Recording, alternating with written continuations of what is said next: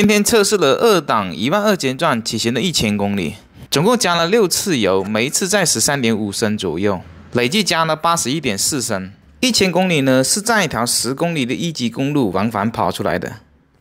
表显显示跑了1001.8公里。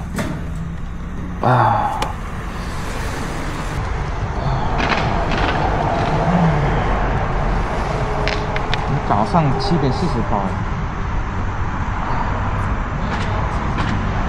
肩膀酸，屁股痛，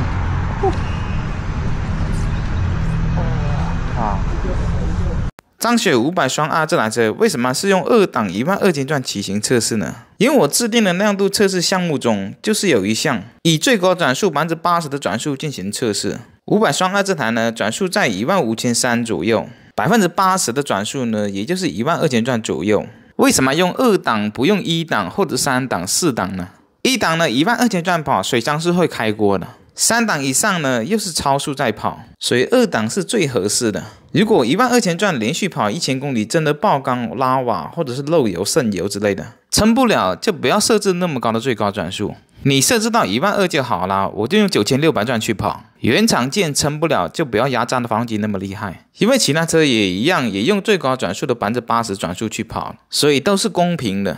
现在是早上的7点33分。 车辆的总公里数是1661公里，小计里程表已经清零了。现在先记录测试前发动机的声音以及车辆的状况，待会1000公里完之后呢，再听一下。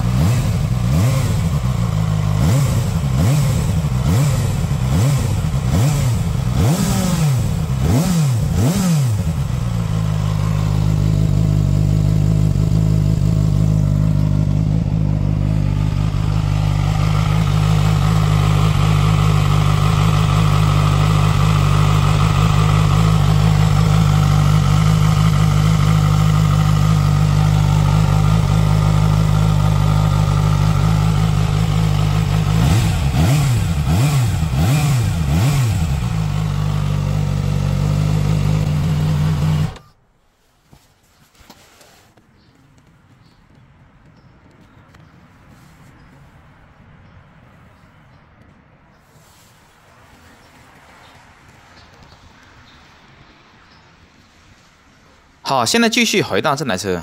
目前这台车的发动机检证是没有漏油异响的情况的。车辆7点36分正式开始出发。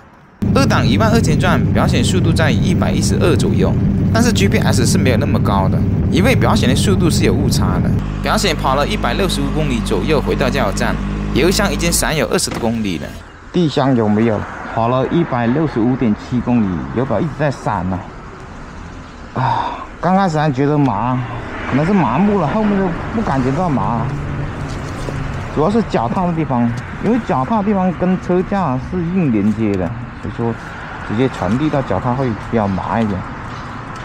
表显仪表显示跑了165.7公里，时间是9点19分，而手机显示跑了166.29公里。第一次166公里左右加了14.09升的油，平均油耗在8.4升左右。现在是11点41分。 公里数来到了331.5公里，表显油耗显示7.7升，所以基本上是每166公里加一次油。这一次呢加了13.77升，油耗呢比上次低了一点点。现在时间来到了13点50分，已经跑了498.1公里，第3组166公里跑完了，这次加了13.7升的油。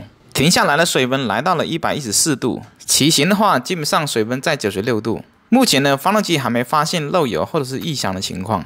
现在是15点54分，仪表显示跑了665.9公里，这次加了13.38升的油，稍微比之前低了一点点。出发前呢是最高的，每一次加呢都会低一点点。现在是傍晚的18点24分，已经跑了833.2公里，第5次166公里加油。 这次加了13.1升的油，现在天已经全黑了，再跑一次166公里，公里数就基本上过1000了。晚上的8点22分停车的，表显显示跑了1001.8公里。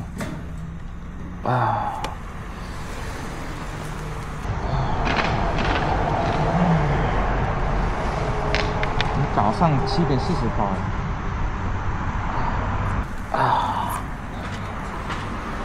肩膀酸，屁股也痛，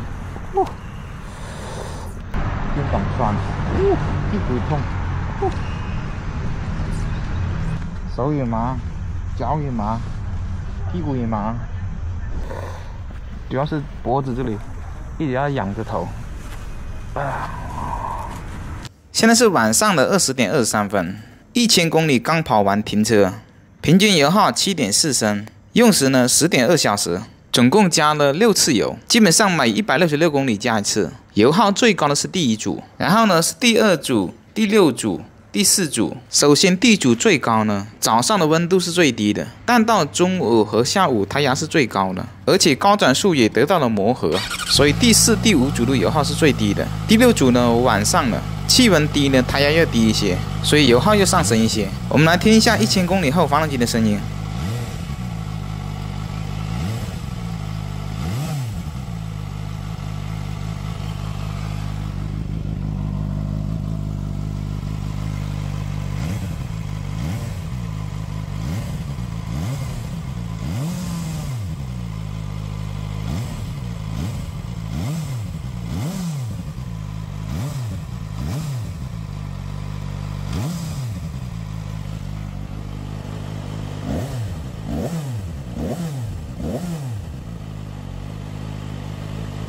最后一次加了13.4升的油，为什么每一次都要说加油量呢？因为如果你用3档或者是4档跑，它的油耗不是这个的，表显油耗也不是7.4到7.6的，就是为了以后有人能做亮度测试，防止作假而做的。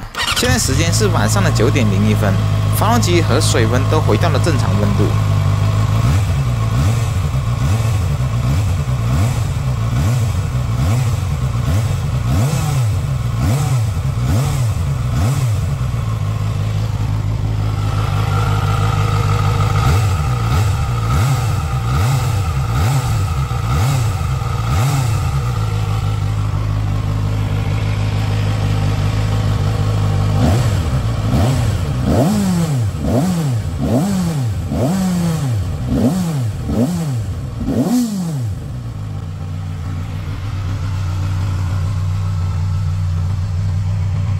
后面又仔细检查一遍车辆，发动机的缸盖、中缸、箱体边盖，并没有发现渗油或者是漏油的痕迹。这台车最终后面还有个大测试，会给它上马力机，看动力衰减了多少匹，还会测油耗以及拆壳测它的缸压。从这个角度可以看到我做的发动机标记，目前测下来看，这台发动机算是比较稳定的。车辆呢会继续骑，等到接近1万公里的时候再做一个小测试看。如果还是没什么问题的话，会再增加亮度测试的项目，不断完善亮度测试的体系。当测试的车辆越来越多的时候，台车都能通过测试，那么说明测试的难度还是不太够，还会适当增加测试的项目，把藏在里面的质量问题给找出来。这台车有个地方也是希望能改进的，就是刹车的 ABS 标定。ABS 触发的时候不够连密，导致车辆重伤的时候车身抖动比较明显，或多或少都会影响刹车整体的稳定性。